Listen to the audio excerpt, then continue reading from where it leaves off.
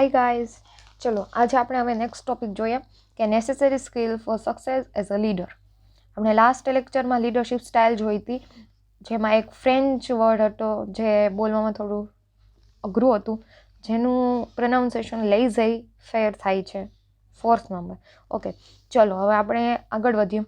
તો છે necessary skill for success as a leader.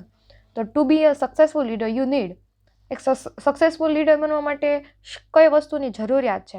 તો કે ગુડ ડિસિઝન મેકિંગ સ્કિલ હોવી જોઈએ, ડિસિઝન મેકિંગ સ્કિલ હોવી જોઈએ, પ્રોબ્લેમ સોલ્વિંગ સ્કિલ હોવી જોઈએ, ઇમોશનલ ઇન્ટેલિજન્સ હોવું જોઈએ, ટાઈમ મેનેજમેન્ટ હોવું જોઈએ, કોન્ફ્લિક્ટ રિઝોલ્યુશન હોવું જોઈએ અને ટીમવર્ક હોવું જોઈએ. આ બધા જ સ્કિલ જે વ્યક્તિમાં હોય એ ગુડ લીડર બની શકે છે. આપણે એક પછી એક વારાફરતી જોઈએ કે કઈ સ્કિલમાં કયું હોવું જોઈએ.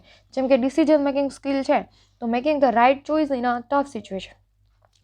કોઈ લીડર છે તો એના પાસે એક સારું ડિસિઝન મેકિંગ પાવર હોવું જોઈએ, જે ગમે તેવી સિચ્યુએશન હોય સારી એવી એનું સારી ચોઇસથી સારું ડિસિઝન, બેટર ડિસિઝન લઈ શકે. પછી છે પ્રોબ્લેમ સોલ્વિંગ સ્કિલ. તો ફાઇન્ડિંગ સોલ્યુશન ક્વિકલી, એટલે કે કોઈ બી ચેલેન્જીસ આવે તો એમાં જલ્દીથી ક્વિકલી સોલ્યુશન લાવી શકતો હોવો જોઈએ. હવે આપણે કોઈ એવો ચેલેન્જીસ આવ્યો જેને અડધી કલાકમાં રિઝોલ્વ કરવાનો છે, તો એની માટે બે દિવસ બેસી રહે એ પ્રકારનો કોઈનો એપ્રોચ હોય, માઇન્ડસેટ હોય, તો એ ના ચાલે. તો એની માટે કેવું હોવું જોઈએ?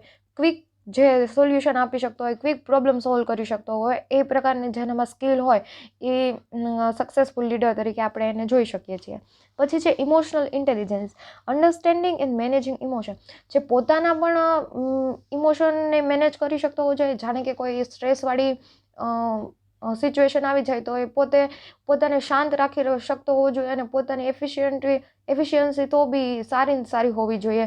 એ ગભરાઈ જતો હોવો જોઈએ નહીં અને પોતાના ઇમોશન મેનેજ કરતો હોવો જોઈએ. અને સાથે સાથે ટીમ મેમ્બર્સના પણ ઇમોશન્સ એન્ડ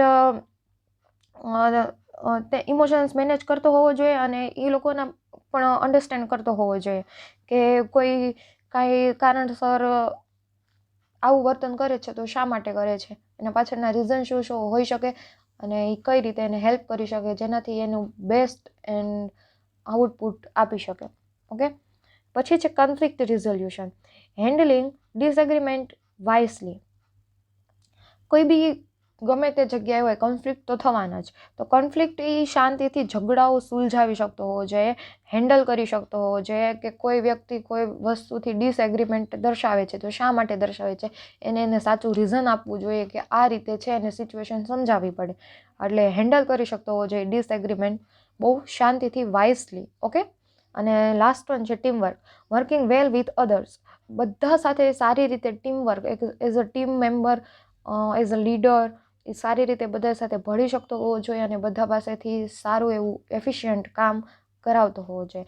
તો આ થયા necessary skill for success as a leader. Okay, thank you.